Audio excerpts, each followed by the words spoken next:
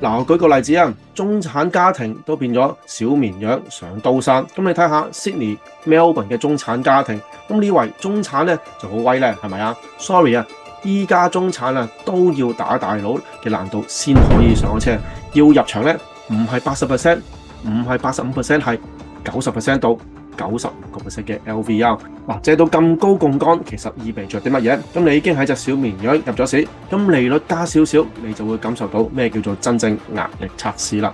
咁每個月咧供樓還數多幾百蚊，甚至過千啊都唔出奇。咁對好多家庭已經係追唔上呢個節奏啦。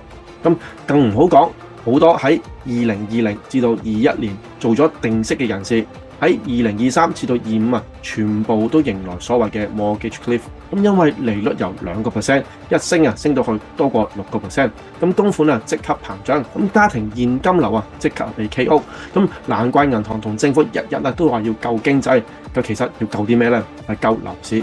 咁呢句話嘅後邊邏輯其實咧可以用一個火燒連環船嘅故仔嚟解釋㗎。